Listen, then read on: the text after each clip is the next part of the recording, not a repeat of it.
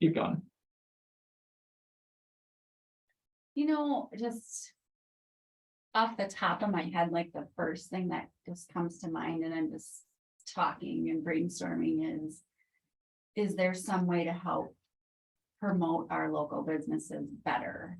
And what is that? I mean, is it a interactive type map? Is it an app? Is it I don't know, some more things on the streets? Is it more things in our local businesses that say, here's where you can go for this? Now, we try a lot of those things, but maybe we don't all know what those are. So, I mean, that's just the first thing that pops into my head. Perfect. Because I can tell you that there's a lot of people that don't know that Bremer Bank is on that corner. Right. They know other maybe financial institutions because of size, but they may not know Bremer because of it's smaller in structure. So, Maybe a larger building for banks. No. yeah. Well, I'll advocate for that, but I don't know if I'll get my wish. So. No, I actually have a comment that would tie right into that. I think that you're right on with owning a small business. I've only been a part of the Winona community for the last couple of years, so it's been fun to kind of get to know the downtown area. But I would love to see like some additional communication for community events, because I don't always think, I would be involved in literally everything. I'm such a yes person, but I know about it after the fact, so like, how can we communicate with all the small businesses who want to be involved with more so that they can kind of jump on board? I think that goes with the small business promotion idea. And just in general, other communities that I've been involved with have more community events that are kind of better promoted. So we're talking almost a downtown event promotion organization, a downtown business promotion organization, something similar to that type of thing is what you're kind of envisioning? Or a small business communication type avenue, where we kind of know when things are going on. There's probably a Facebook page for it that I haven't found yet. Yeah, I know that the chamber does some of that, but I found that it's last minute, when Yeah. things are happening and you find out about it, the week before or the week of, and it's hard to plan or to, involve yourself in it. Or if you're not a member, you don't get the communication, that's a great which point. is what I have found as well with some things that we've tried promoting through the chamber. If you're not a member, you may not get that same information. Exactly, yeah.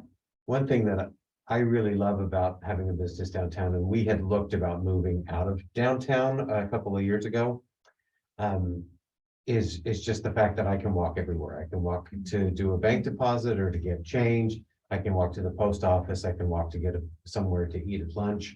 And so all of the things that I need really to operate are right downtown, with the one exception of office supplies. And that's something that that I find, if it's not at Walmart, it's nowhere. And so anything that is a little bit specialty is really hard, and I hate having to do Amazon. But I found myself like making a special trip to La Crosse just to buy an office supply thing that I just can't find in the community. But for the most part, I love just the proximity of everything. It's a really good point, though, and probably something that's often overlooked. So that's actually really, really great to dig into. I'm going to circle slightly back to event space, because I know that Visit Winona does a lot of promotion, but you're particularly geared toward external customers more than internal customers. Do you see that there's a potential for collaboration, or have you been hearing this similar, I'm not going to say lament, but the similar comment before? Mary, any insight you can give us from the Visit Winona side? Yeah, when I hear that, I'm like, wow, that's too bad. Because we do. I know, Yeah, that's, we do our best to kind of really spread the word, and we definitely are, our work is to promote the people to come here and to visit. But we certainly do our best to include our local residents as well. And we do have resources, and we have this wonderful This Week in Winona, everything that's happening pretty much for the week in Winona. Every Monday we send that out, and our website is full of events and other resources. So anything we can plug you into, we'd be more than happy to Great. make sure that you're aware of. Like, did you know Sweet Strolls going on today? Yeah. I don't even know. what Right it now, is. Sweet Stroll is going on until 5 o'clock. It's Okay. downtown, the Main Street program is going on, and businesses are offering sweet treats and discounts and. Well, that's Yeah. exactly what I do. And I have no I'm idea. starting tomorrow, it's great to know. That's a very good example right there, yeah. Yeah. I did hear Crazy Days was going on. Yeah, that's what she's doing, but, yeah, I really, really, we do want to include everyone in our communications, so that people know what they can do in Winona at any given day, so. I think I mentioned, I don't mean to take us off track, but I Sure. mentioned that kind of at our last meeting, that was something that I had referenced, is that we have a lot of great organizations that are doing a lot of great things, whether it's chamber, you guys, or everybody, but it's pulling it all together so that people like you know Know what's what you're- happening, because somehow it's not getting to everybody, even though we have all these great things. So I don't know if that's communication or a single source, or I'm not sure. I remember I wrote down communication, probably 4 or 5 times in our last meeting, and I think it's a really common refrain across this entire process, is there's always more and more need for that communication element. So I know that we're still kind of in this introduction phase here. I do want to go chapter by chapter a little bit, but Chad, well. Oh, Rahel, you have your hand up and I completely ignored you. I'm so sorry. How can we help you? No worries. I actually just had a few questions because as a university or a former university student, I feel like sometimes we're like secluded almost because we're in our like own little respective world. But how are we going to relay this back to those members of the community? Because I know that a lot of times students do not hear about these community events and we don't participate because we don't know about them. And I want to know how we can, I don't know, maybe reach out to them more and maybe extend that to them. I don't know that I have a perfect answer for you right now, but it's definitely something that we need to work on. I mean, it's an identified need for sure. Absolutely. And thanks for highlighting it.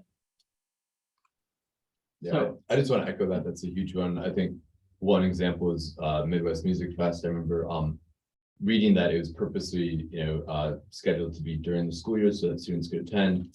But then I found out, just before the event that was during finals week, which made it much harder for students to actually attend despite it being during the school year technically. So I think that kind of interaction is a very good idea. Great. You know, it's interesting. So we're talking about this, and I want to highlight this next section here just briefly, is that even in the barriers and challenges, what we don't actually recognize in this downtown strategic plan is this communication element. It didn't come up as a barrier or challenge, but it's something that we know is lurking beneath the surface of this plan at least. And maybe it's something we need to call out more clearly in the comprehensive plan and direct the strategic plan to really update. Some of the things that are a bit more priority focused here are things like green space and beautification of downtown, night and weekend activities, and incentivizing improvements to buildings. So we were talking briefly about that with Amber, talking about, having a nice building or development. But really, these are things that the city acts as a foundational platform sometimes, and not less so the downtown beautification / green space, but how do we make an incentive for building owners or for residents of downtown to really feel like they can take it upon themselves to beautify their storefront or beautify the sidewalk outside of it? Are there any barriers or anything else that you feel in that regard? I know, Aaron, with Great River Shakespeare Festival, you all have put out flowers before in the past. You've been working to kind of do that and update that. Did you feel like you were supported or that you had the freedom to do that? We loosened the rules a little bit during COVID before that, but I think maybe you could provide some insight on process in that regard. So that we can get it on record and make sure we put it in the comp plan perhaps. Yeah, the only thing that we encountered is when we moved from our site on the corner, we didn't realize that the permit, because none of us were around when the permit got done, but there was a permit that was done to allow us to have sidewalk signs and planters.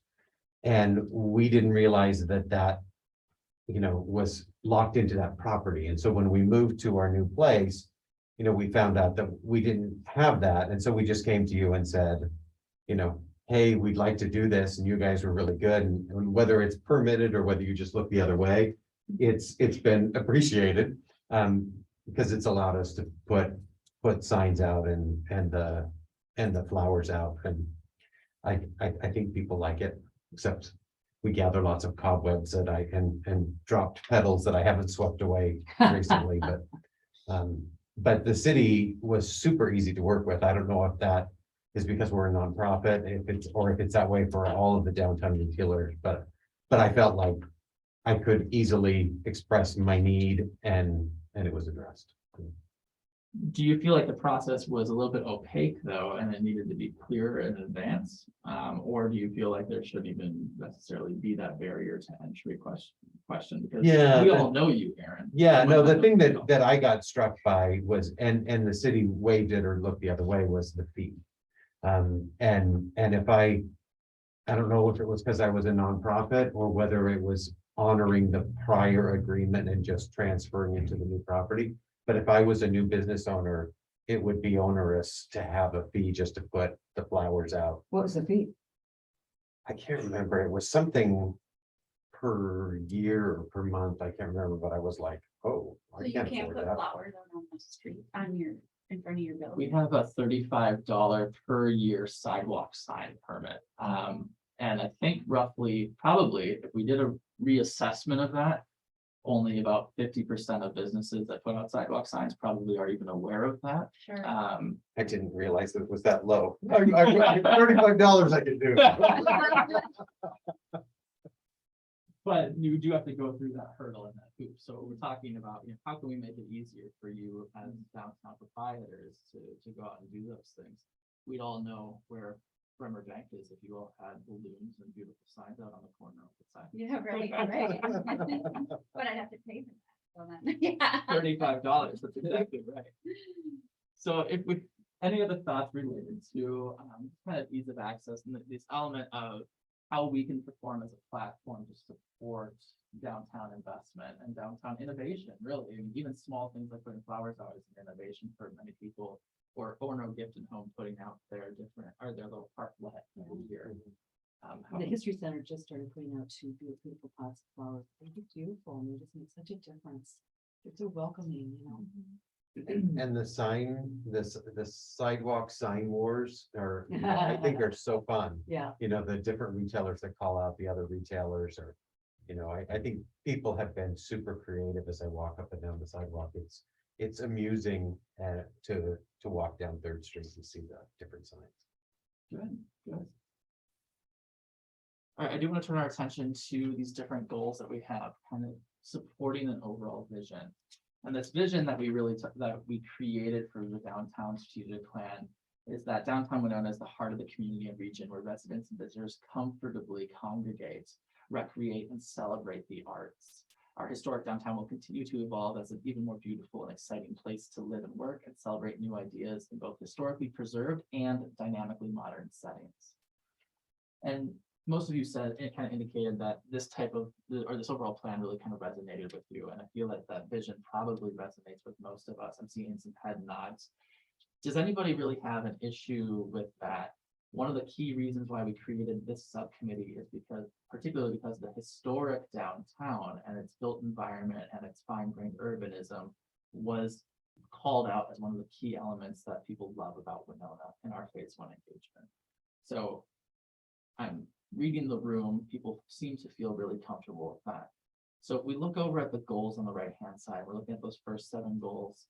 And we're seeing take steps to beautify and enhance, strengthen downtown Winona's sense of place, make sound infrastructure improvements. Those first 3 in particular, we don't really necessarily call out as a specific streetscaping plan. Our last streetscaping plan was updated in 2015, so 7 years ago. Do you feel that we have cohesive streetscaping, signage, investments in downtown's beauty and beautification? How does the subcommittee view those elements? Say that again. Do you feel that there's a cohesive branding basically for our beautification elements? And I want this to go all the way down to, do the streets feel like they're walkable and approachable? Do our curb ramps feel that way? Do our intersections feel easy to navigate? when Aaron is walking downtown to go drop off a check, does he feel really comfortable doing that? I want to hear from this group how that resonates with you for those goals. So I'd say, it's decent, could definitely be a lot better. You know, I noticed some cohesion, some signage, that's nice. But I think, you know, there's a lot more that could definitely be done. Some more that should be done, and you know, a lot more that could really add a whole lot to it. I walk downtown with my young family often, and so my two older kids, they ride their bikes down the sidewalk, which terrifies me because of all the alleys, and you know, we don't know who's paying attention in our vehicles. And so I think definitely there could be some improvement with that mentality of small humans. Because I think as a grown adult, you know, I'm comfortable walking downtown, but when I bring my kids, we have to be a lot more aware of everything. Just because my mother-in-law lived with us, we and she was wheelchair bound. We noticed that there's improvements being made, but the curb cuts, sometimes they go into the crosswalk, and sometimes they point into the center of the street. And so when we have, you know, a developmentally delayed adult pushing a wheelchair, and you go into the middle of the street and then have to turn to get into the lane, that's always been a little nerve-wracking. And the other thing that I love the accessibility on the sidewalk and how there've been adaptations made, and I think along Center Street, you know, in front of like WA Group and in front of the Choke Building, there's ramps and things that are built in.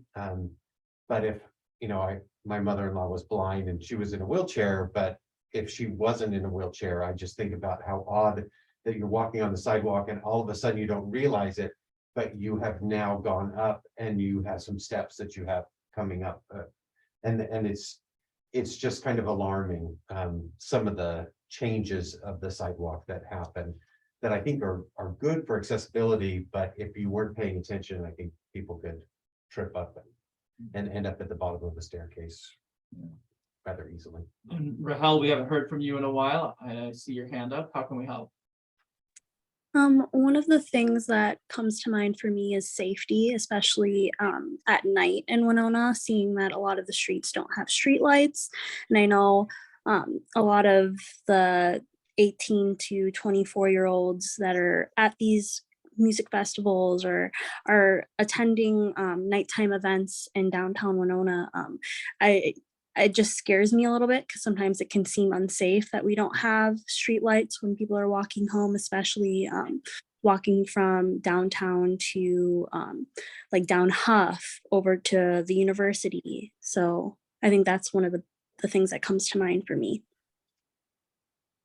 I would completely agree with that. After moving here from Minneapolis, I felt certainly at first much less safe here because of the lack of lighting, of, you know, obviously people in business, but that's harder to change. But lighting, you know, security, things like that. Yeah, certainly. This kind of bleeds into our next couple of goals here. We've already started talking about safety, but also infill development. So the best use of land, and then also this perception of a parking problem, this perception that, you know, we need more parking lots, but would they go underutilized, for example? So, you know, parking lots, they often create a barrier for people, and they make uncomfortable areas for people to walk, and they make people feel unsafe. And we know that, of course. And you're reinforcing those types of things. I want to touch a little bit on recent development in downtown and infill development. So we've had some recent larger scale projects, most notably Fastenal's new building, the main square building, but we're also seeing reinvestment in places like 102 Walnut and the Lumber Exchange building. Those buildings are all built right up to the lot lines. They take up great use of the overall space. There isn't a lot of parking associated with them necessarily. Are those feeling like the types of investment and redevelopment that we should be continuing to be encouraging in our community? I'm seeing a head nod back there. Any comments to add? Yeah, so I live a block away from the Main Street development, and at first I was nervous because, you know, we have a neighborhood-ish type of block. And right next to us was gonna be this big, huge apartment complex, but it's been reinvigorating, I think. And is just another place for us to go visit, explore, go to the Italian restaurant. So I think once I got over my personal fear, it was really a great addition to the downtown area. Do you feel that that was communicated well to you, that this idea that reinvesting in vacant lots was going to be a great? You're already shaking your head. I don't even finish the question. So we can do a better job of communicating why reinvestment matters, right? Okay, Well, perfect. and another really good example is the old middle school auditorium that just got torn down, also in my neighborhood. And I had to do a lot of research to figure out what are they putting at the end of my street? And how is that going to impact, my resale value on my home? And now that I know what's happening, great, but up until I found that out for myself by doing research, it was terrifying. And would you say you're more satisfied that it's going to be a destination place rather than a parking lot? Absolutely. Absolutely. I do think though that the infrastructure of the streets in that general vicinity needs to be addressed to account for like additional traffic from all these new developments. There's potholes everywhere, not good signage, things like that. So I think that needs to be taken into consideration when we have all of these, increased amounts of traffic. Any other comments on reinvestment in downtown? I know you're keeping your eye on the clock, Chad. You can bring it up to the authority. Yeah, I got All right. authority for, but one just quick comment, and I don't certainly want to put words in your mouth. Okay. But in the whole communication thing or the whole communication theme that we continue to hear in all the subcommittees. I think one important piece to note is that, I think of the old middle school auditorium. That project is at least 15 years in the making. And I wonder also if it's us sort of forgetting that we probably need to continue to update the community no matter, you may be coming new to this community and you don't know the 10-year history on the middle school auditorium, and that maybe sometimes we fall into complacency of everybody must know about the middle school. We've been talking about it for 15 years, but clearly you don't. Too. And this is, and again, I'll be filtering in and out, so I appreciate your willingness to serve on the committee. Thanks for your time, Chad. Ethan? Yeah, so talking about parking specifically, I'm not sure if this addresses your investment questions much, but to me, filling in downtown is absolutely, something I'd love to see. That's something, growing up in Minneapolis, I absolutely saw. I remember as a kid looking at, aerial pictures of downtown and just walking down there and seeing all the surface parking lots, and they just look bleak and depressing. You go downtown now, and it's pretty packed in, with, especially with apartment buildings, and it adds so much to downtown Minneapolis, even at a pretty tough time for Minneapolis. I think about that a lot around Winona, and I also, especially downtown. And then also I have heard and can hear in my head people's objections to parking issues. So that's something I certainly think about a lot. And the only, I guess two things I have to say is I want as much surface parking built in as possible. Not a big fan of it. And I'd like to see transportation to downtown reframed kind of as much as possible. It seems like there's a lot of assumption of driving, that cars are the default. So even when we talk about parking, we're talking about losing parking, how many parking spaces do we have? I think it's important to bring bike parking into that. Yeah, maybe we have 100 parking spaces, but how many bike racks do we have easily accessible to the main parts of downtown? How good is that signage to let people know where to go to walk downtown? How good are those, intersections to cross the streets to get into the core of downtown? Are there places for people to sit, and meet up, outside when they first get to downtown? And I think thinking a lot more about, other transportation options to downtown is important to me. And hopefully to others. I'm hearing a lot of agreement from this group, so yeah, Mary. So I notice now where the parking lot, where the Y was in the parking lot, and how the landscaping that's going on there is really quite lovely. It makes it So so I don't much know if better. I don't know if that's intent, if that's a city thing that they're required now to, but I They have are, to say I'm yes. impressed with that, Mhm. that whole corner there. I'm glad that's coming through. Yeah, we require decorative fencing or landscaping and screening, natural screening now. So yeah, that is Oh, a yeah. change versus that parking lot across the street by Midtown, which is a public lot, which is just cars right up into the sidewalk sometimes, it's not desirable. Right, but no, it's looking. But I'm glad you said that going right up to the border aspect, and the beautification. It was something I was thinking about when we were talking about, possible new parking ramp, down by, Huff and Sarnia. That in my view, some of the parking ramps I've seen in my life, some are terribly ugly and I can see why people might object.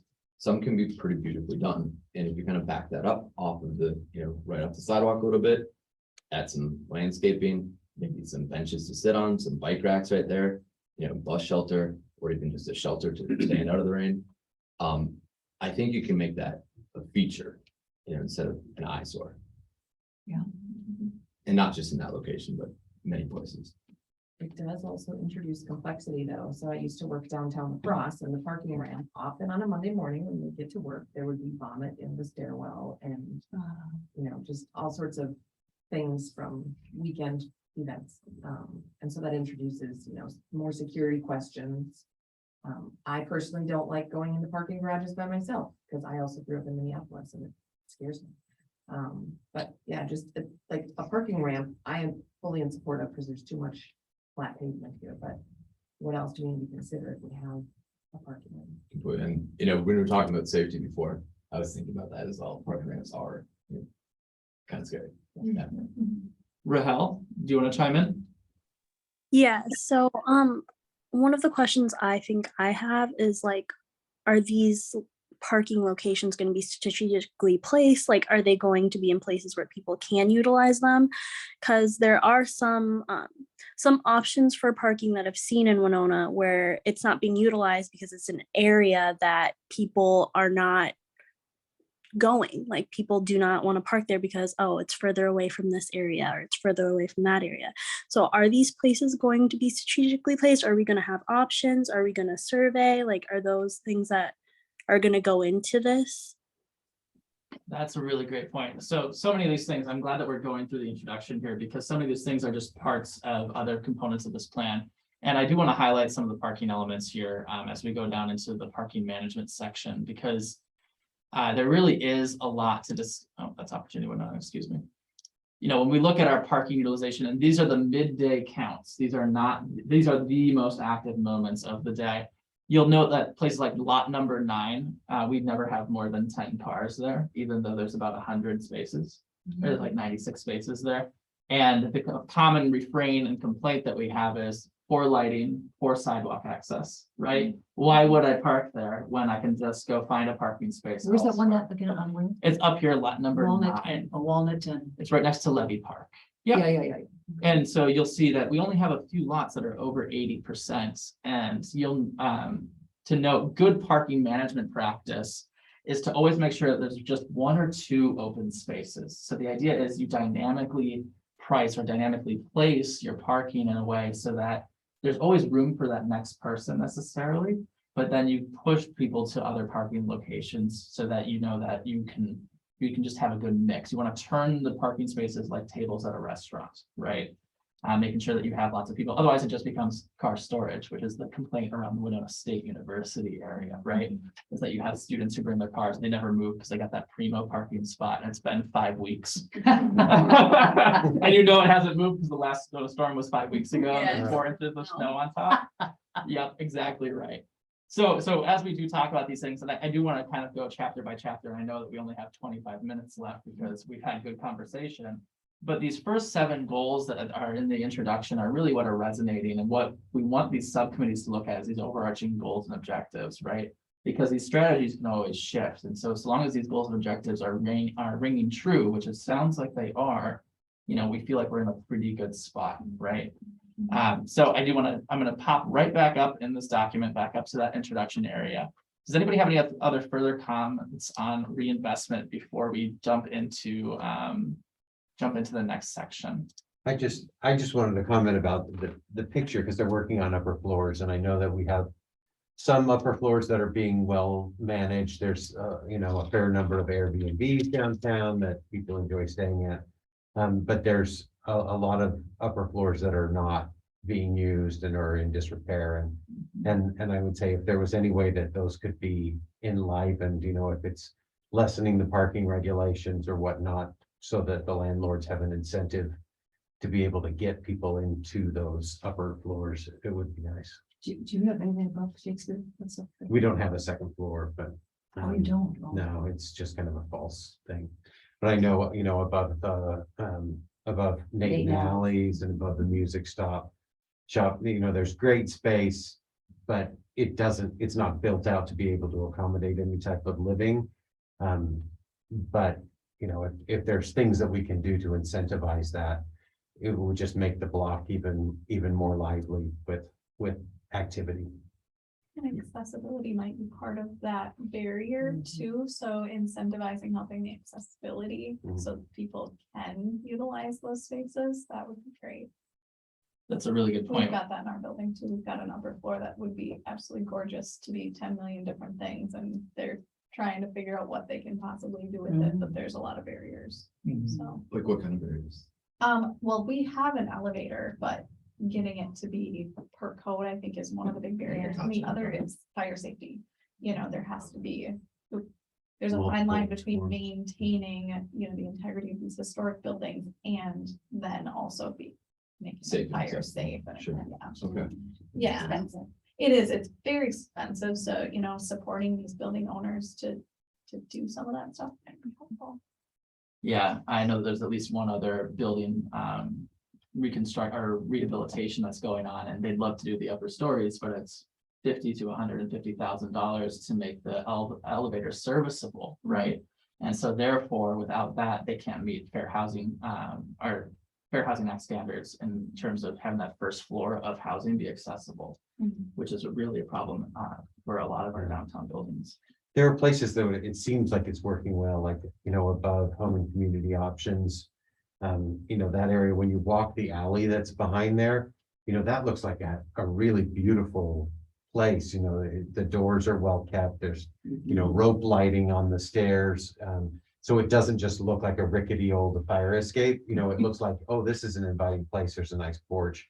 And so somebody's doing it in an attractive way. And I'd love to find out how they did it and, what encouraged them to do that. Absolutely, absolutely. All right, I'm going to scroll on down. So these have priority evaluation criteria. So how are we measuring what we're proposing? And so these next sections have more specific strategies for the different elements. Things like, are we bringing more people to downtown? Are we meeting the environmental and sustainability goals for the community, which we have a sustainability plan that's slated to be adopted in the next few weeks. So those goals are still being discussed. And we're also going to have an environmental committee for the comp plan too. So just be aware that some of this is in flux as well. Enabling accessibility and inclusivity, like we were just discussing about, and then engaging people to lead planning, design, function, action, and ongoing operations. So those types of things we want to keep in mind as we're talking through this overall plan. So if we look at cleaning and beautification, some of the initiatives that we have here are things that we've already begun talking about, things like incentivizing investment in historic buildings, greening up the downtown.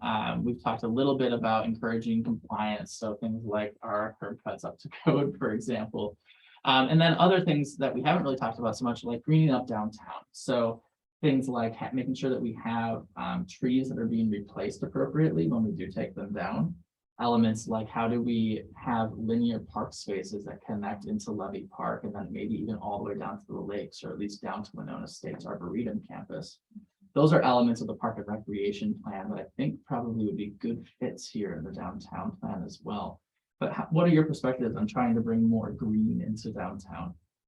Sounds great. Please, it can be as simple as that. Sounds great. Lots of We Yeah. feel really good about that. That's great. Yeah, I love the hanging hanging baskets that happen around town, and I lived in a community where they asked different individuals and businesses to sponsor those, and they just hung a little plaque under it as a way to defray the cost, or to maybe expand that into other areas of the community to make it throughout downtown. But I think that's a beautiful program. I want to combine two of these elements, so wintertime events and then also using public space for events. I think many people appreciate all of the different festivals and different events that we have downtown in our public rights of way. For example, Swinging in the Streets just recently was a huge hit. People love Dine Out Downtown. The spillover from the beer garden is usually pretty encouraged by most people. But how do we get that type of element in the winter time? You know, oftentimes when it almost feels like a summertime town in that regard. Maybe I shouldn't say that out loud, but I'm getting some head nods, so I feel okay about it. Are there any thoughts related to, I mean, we want to reinforce that goal, seems to be the gist based on the head nods, but any thoughts on how we can maybe potentially help make that happen? Well, I look at historic photographs of the lights, that bridged over 3rd Street. And, having, a downtown lights program is something that, makes people feel one safer, but also it becomes a destination in the winter. That's good. I remember those.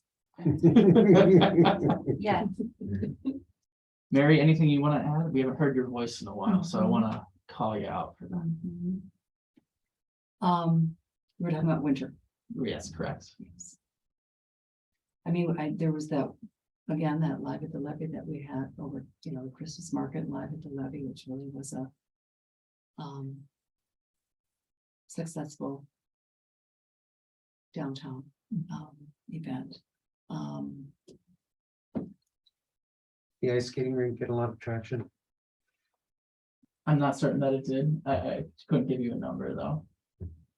I don't know that that was well communicated. I would have used it. I didn't know it was. We a put thing. an ice rink on the levee patio. When? Yeah. 2 years in a row for, I think 3 years ago was maybe the first one. But this last year. Until COVID, yeah. Yeah, I think we had an issue this last year. Yeah. With it. Rahel, I see that your hand is raised as well. Do you want to go ahead and weigh in?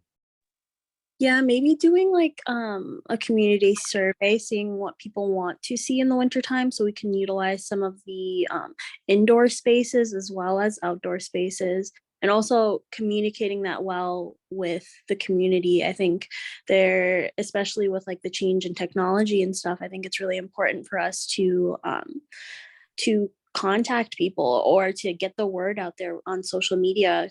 Because sometimes I feel like the way that I find out things in Winona, like that are happening, are by word of mouth instead of like actually seeing flyers and stuff.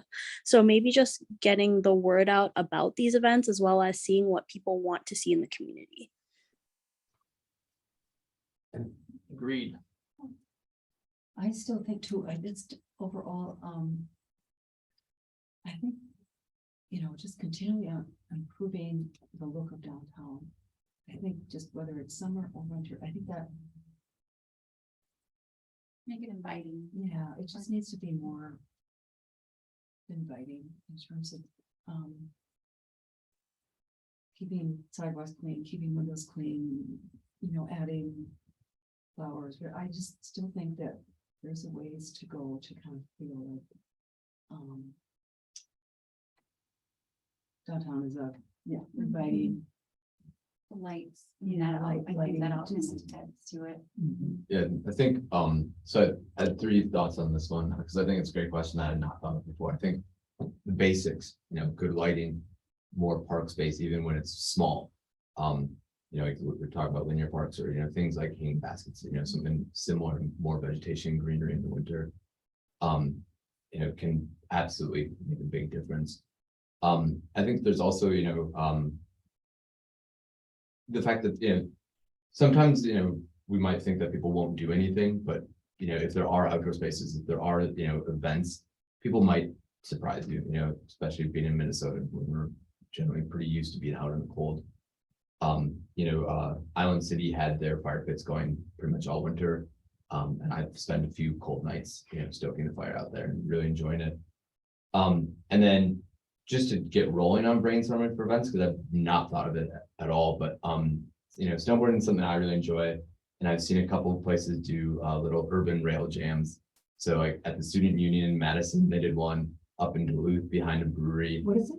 Just setting up a little slope and then some rails. So you slide down the slope and then slide over the rail and do some tricks. Really simple. You can set it up, in an urban environment. Doesn't take a lot of work, but it's something for people to gather and do and watch and be a part of. And I think when we're thinking in terms of the winter time to get back to that, like, we think of Winona as being so attractive during the winter time. It's hard to make your environment attractive in a downtown area. It's dirty, it's slushy.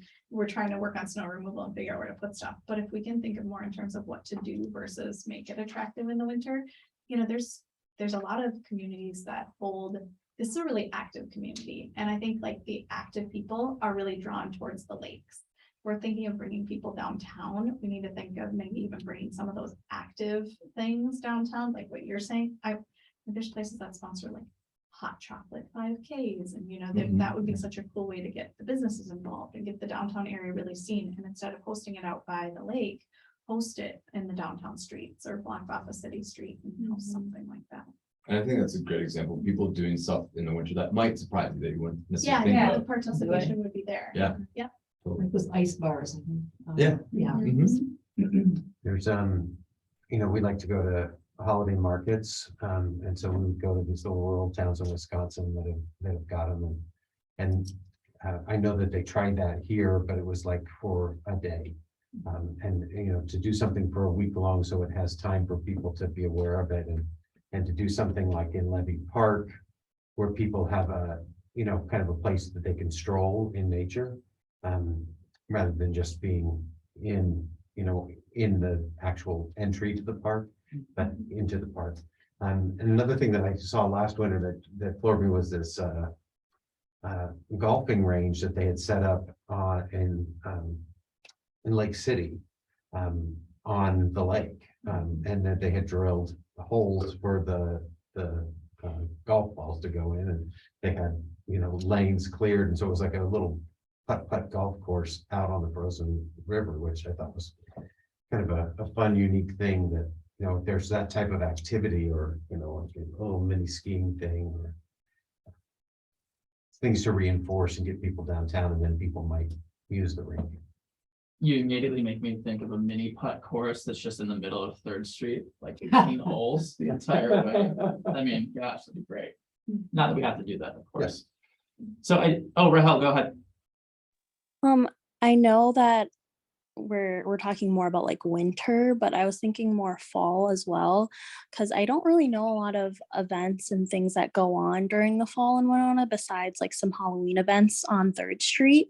But I think it would be really cool if we utilize downtown for like fall themed events, especially seeing that a lot of the students as well as alum like to come down for like football games where like warrior experience and stuff like that.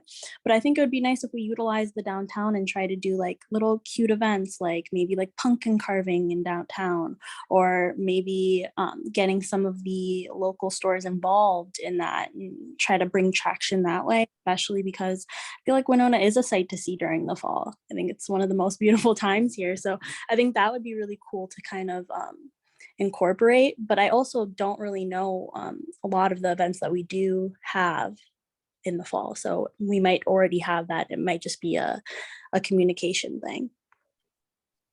Is anyone from the Chamber of Main Street going to be on this committee at all? We actually don't have anybody from there, but we can continue to communicate with them, of course. I have a quick question for Rahel about that communication. Rahel, how much do you think students generally know about the festivals that happen during the summer here?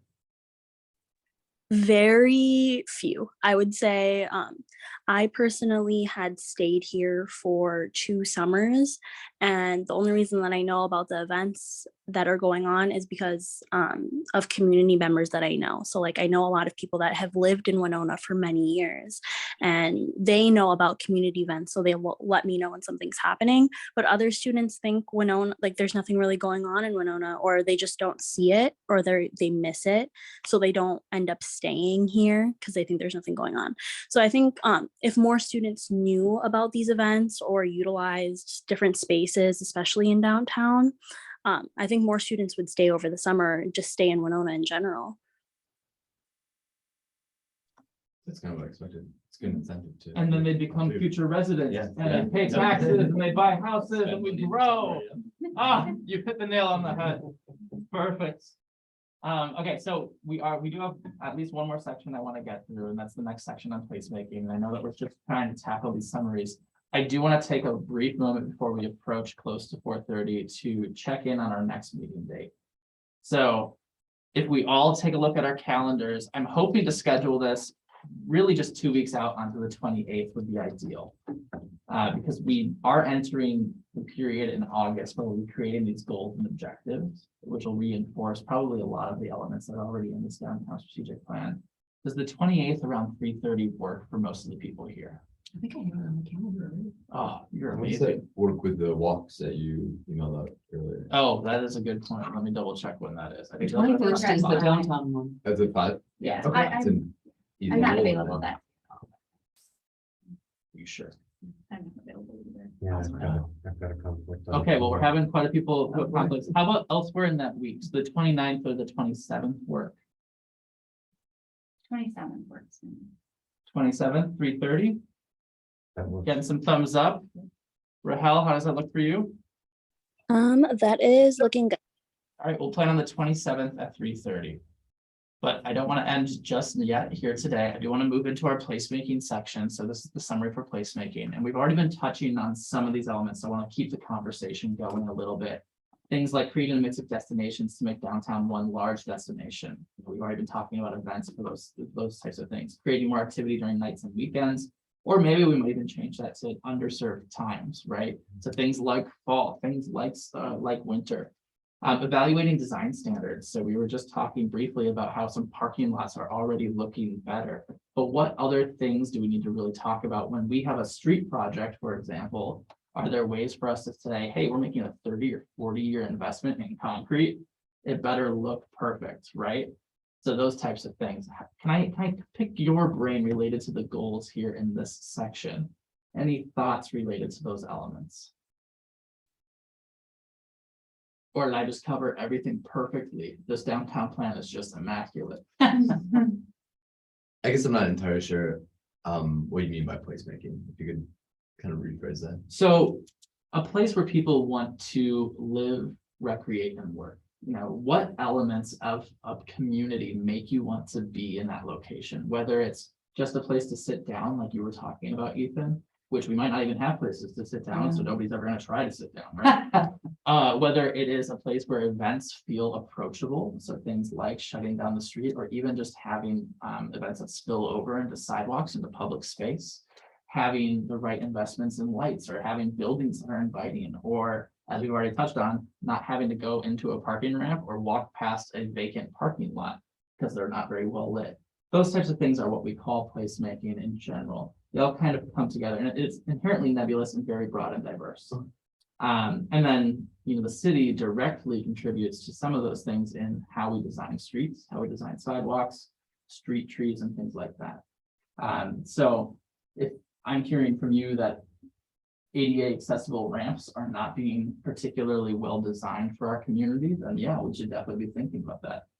Similarly, if I'm hearing that a business most people don't even know is downtown, is it because it doesn't feel like it's in downtown at that intersection? Is it because we haven't made the right connections for you? How can we generally just improve those types of placemaking elements? I just want to say, I think Peter's Beer Garden has the elements of that of just being able to go downtown and just walk in there in that day or night, basically, and having this sit down and be in this outdoor space with other people and whatever. I don't know, that is just feeling really right to me in terms of that kind of an atmosphere. But that really has kind of opened up something downtown that just really didn't quite exist as much. I mean, you know, if I can help tease out some elements there. So Peter's Beer Garden was a vacant lot, Yeah. right? Mhm. And you're mentioning wanting to be there day or night, even if they're open or not open, going there for a meeting during the day. Versus something like, the warehouse liquor building has been vacant for quite a long time, right? It has a large parking lot that could be converted into something. Or when we acquire a property and turn it into a parking lot, nobody's going to the parking lot for their picnic, right? So what are some elements that you maybe unconsciously or subconsciously are feeling that make you approachable to you? Well, it's, I think, if the management, the ownership, Carlos, whatever, really has made it clear that this is a community, space. And, it's very apparent when you're there, or when even, the gate is open, or, signage is, please help yourself, whatever it is. It doesn't feel like it's off limits place. It just feels like it's, even though it's privately owned and that kind of thing, but it's kind of a nice mix of being privately owned, but yet open to the public. It doesn't have four walls and a roof on it. And I don't know, it's just a nice open space. But to your point, people don't congregate down at the levee like that Right. and feel that same buzz or whatever it is, but It's, because it is selling, it's there's, a business there that's, right, has live music and Right, drinks. right. So, so I think that there's a piece to that there, there's other things that are accessible to it, like you can go next door and get food, or, grab a drink if you want to. I mean, it's not just sitting at the levee at a table by yourself or with a couple other people. It feels different. Earlier, we were talking about fall activities, and we always go to Eckers in the fall because it's, why not? They have music and they have a place to go get food and beverages. And what if we had something? I've heard that it's really difficult to be a food truck owner in this town, and I don't know the details of that, but like, number one, how can we make that easier to attract more traveling vendors so that we can have more of those activities that are unique, or, make you feel special and not just this one thing. I'm glad you brought that up. I know that's, a little bit of tangent, but I'd love to talk about that more later, because I think especially for a downtown area, food trucks are a thing. Mhm. And I think that's, it's a small specific thing, but I'd love to be able to focus on that a little bit later. We finally opened that up this year. I mean, before it was like you have to be on only certain parts of Third Street or in a vacant parking lot. It was, dare I say, horrendous. I know this is being recorded, but it was a really bad policy. If I can just add a little bit to the beer garden, because I think that is a great example for so many reasons. And one is that it was a vacant lot, and when I moved here, it was really ugly. And it was, it was even hard to walk across as a shortcut because of the soil. Now it's a great space without doing, obviously a lot, not a whole new building. And I think that's great. I also really like the fact that it does feel like kind of a third space that people talk about. You don't have to go there and spend money. You don't have to go buy beer from the trailer there. You can go at different times. You can go and just sit. You can bring other food in. And it does make it feel more dynamic and open. And completely, the signage is great, but also, the social media presence is pretty good. I, learn a lot about what's going on there through social media. And I like that there's a couple of different avenues for how to learn about events there. Rahel, you wanted to add something?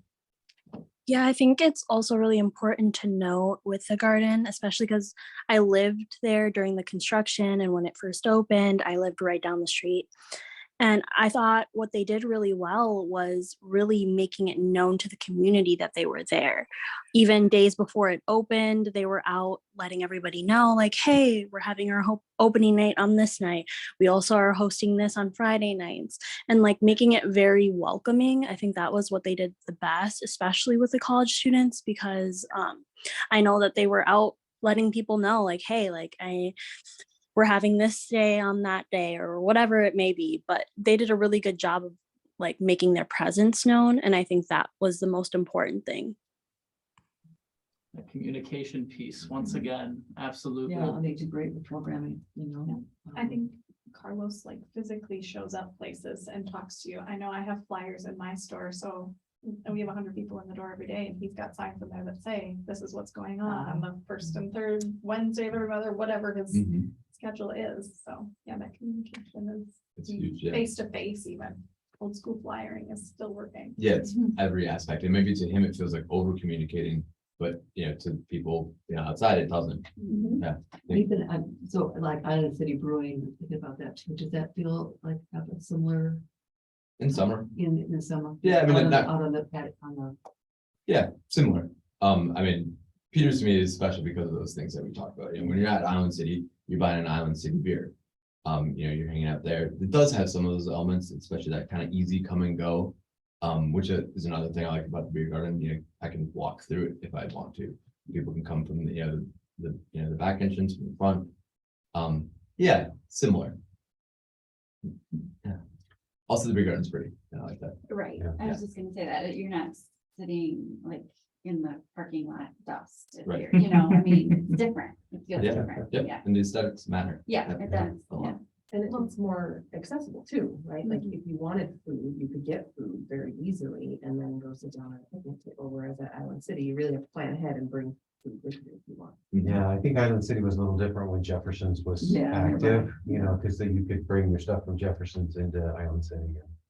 And I think that all points to something that we talked about in that Strong Towns lecture. Is kind of that idea of thickening up, is that part of the reason the beer garden works so well is because it's right in the middle of everything. It's right next to a coffee shop and a restaurant. There's a lot going on there. If things do, build up and expand in downtown, there would be more areas that have those things next to them. And if, eventually there's something in Jefferson's, or around the corner, that could, have a similar feel as well. Yeah, it creates a reinforcing feedback loop where you have clustering of businesses and people want to live next to those businesses and they want to engage with them, and then it leads to more businesses and it leads to more people, and then we grow. Mhm. Again, wonderful. Any last comments? We're now over time. Rahel has their hand. Rahel, how are you doing? I just wanted to circle back to the food truck conversation because I think with a few businesses in downtown like Island City, when they host events, they'll hire out a food truck to come out there, and I think that's like an important note to utilize, especially even in the summertime with Rubio's being out in downtown, just right in the center on 3rd Street. Like things like that, I think are also like driving factors. Like, oh, is there going to be food there? Am I going to be able to walk there? Am I going to do this or go to a park and then walk to Rubio's after, or whatever food truck is out there? I think those are important aspects to also know, because I didn't really think about it until right now, especially with my age group. Like a lot of us do like just having easily accessible food to us. Perfect. Well, with that, Yeah, 'cause I think Prairie Island uses food trucks quite a bit too, yeah. and they're not even in downtown and people find their way there, don't they? A lot of- Shocking. Is a way to direct traffic. I think food trucks direct the traffic. So if they're parked at the levee, people are gonna know the levee's there. If they're parked on one other side of the town, people are gonna know, Yes, people are gonna know what's the there. signal. Yeah. Mhm. And if it's a Follow the lights. traveling food truck from a neighboring city, you're gonna attract people who just want to be where the food truck is too. Mhm. People go to Fleet Farm to get cheese curds. And they have the food trucks. Mini donuts. Mini donuts. People buy like stuff out of the trunks of other people's cars. Right. They know where they're gonna be and when they're gonna They're be sketchy there. as fuck. So- Good for you to get my egg. Yeah. All right. Well, thank you all very much for your time. We're going to go through the other chapter summaries at the next meeting and talk about goals and objectives. And I will see you all on the 27th at 3:30 p.m. Thank you. Thank I you. was gonna ask, I mean, it's super sketchy. Brian